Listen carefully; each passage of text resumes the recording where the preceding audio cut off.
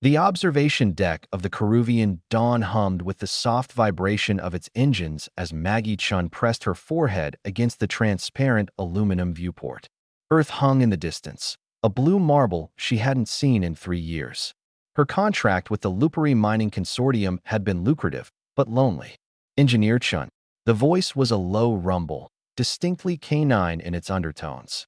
Maggie turned to find Captain Vorex standing behind her, his silver-furred muzzle pulled back in what she'd learned was the Lupari equivalent of a concerned expression. Behind his massive frame, barely visible, was a small shape, a cub, no more than 5 standard years old, with golden fur and enormous amber eyes. "Captain," Maggie nodded, wiping at her face quickly. "My daughter, Kessa, has been curious about you," Vorex said, his ears flattening slightly in what Maggie recognized as embarrassment. "She has questions that I cannot answer."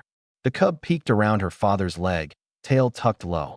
Maggie crouched down, making herself smaller, less threatening. She'd learned that much about Lupari body language during her time aboard. "Hello, Kessa. What would you like to know?"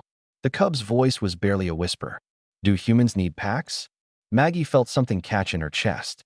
She glanced up at Vorex, whose ears were now fully forward, attentive. This wasn't just a child's curiosity. This was something deeper. "We do," Maggie said softly. "Humans call them families, or friends, or communities. But yes, we need packs too." Kessa's ears perked up.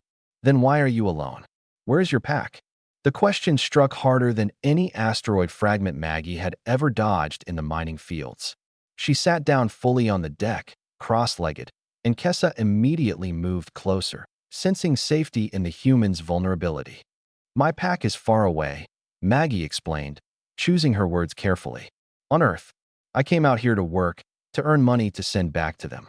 But you're right, it's hard to be away from them. Humans aren't meant to be alone for so long."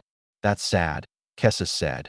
And then, with the uncomplicated compassion of the very young, she climbed into Maggie's lap and curled up. "You can share our pack. Mama says sharing makes packs stronger."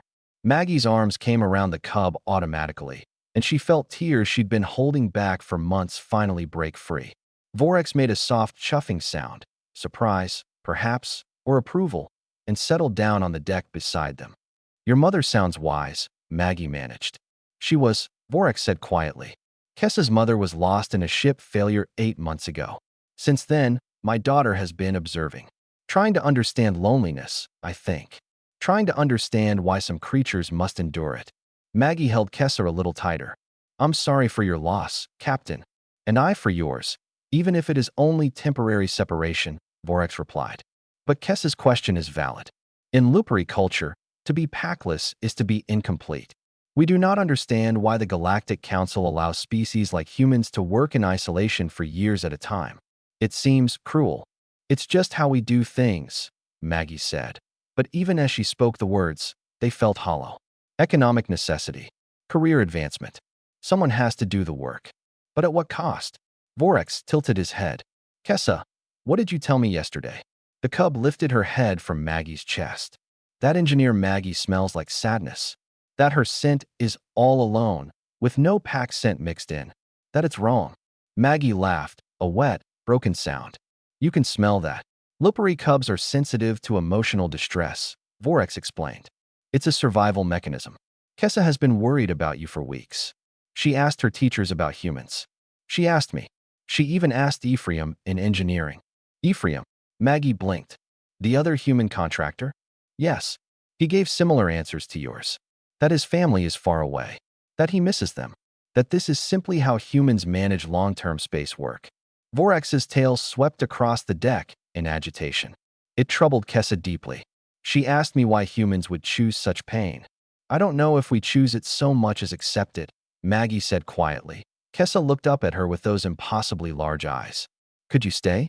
With us? Would that help?" Before Maggie could answer, Vorex stood abruptly. "Forgive me, Engineer Chun. I must attend to something. Kessa, stay with Maggie. I will return shortly." The captain strode away with purpose, leaving Maggie confused but oddly comforted by the warm weight of the cub in her arms. They sat together in companionable silence, watching Earth turn in the distance point. 3 weeks later, Maggie stood in the council chamber on Station Kepler. 442, completely bewildered.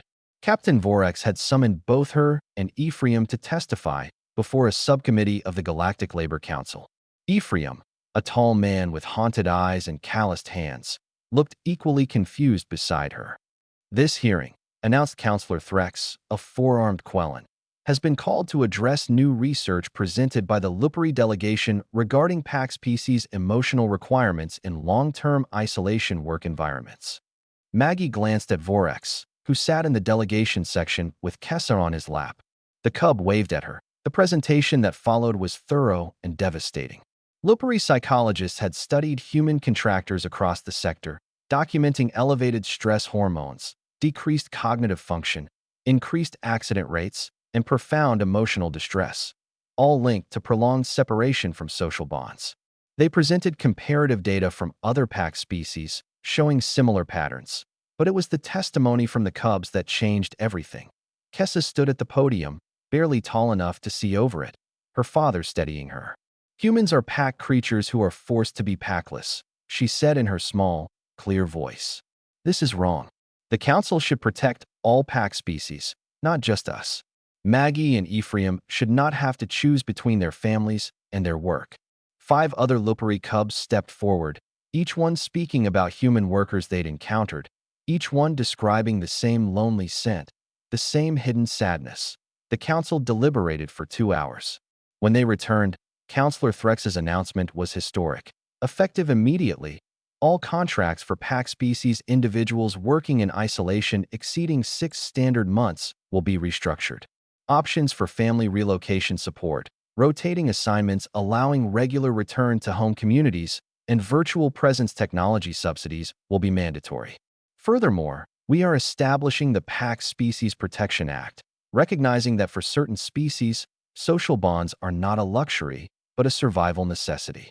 Maggie felt Ephraim's hand grip her shoulder, his own shoulders shaking with silent sobs of relief. That evening, Maggie sat with Kessa on the observation deck once more, but this time Ephraim was there too, along with half a dozen other Lupari crew members who'd simply settled in around them. Not smothering, just present. Just pack. Thank you, Maggie whispered to Kessa. The cub curled into her side, tail wagging slowly. You would have done it for me, she said with absolute certainty, and Maggie realized, with a clarity that felt like coming home, that she would have. That humans, for all their vaunted independence and individualism, had always been pack animals at heart. Sometimes it just took the innocent question of a child to remind the galaxy of that simple truth. Kessa yawned and added sleepily, besides, you're part of our pack now. That's what Mama would have wanted. More pack is always better. Maggie held the cub close and looked out at the stars, knowing that when she finally returned to Earth in 3 months, the new maximum for her restructured contract, she'd bring with her the memory of being found by a pack she'd never expected to join. And perhaps that was the most human thing of all, the infinite capacity to make family wherever love was offered freely.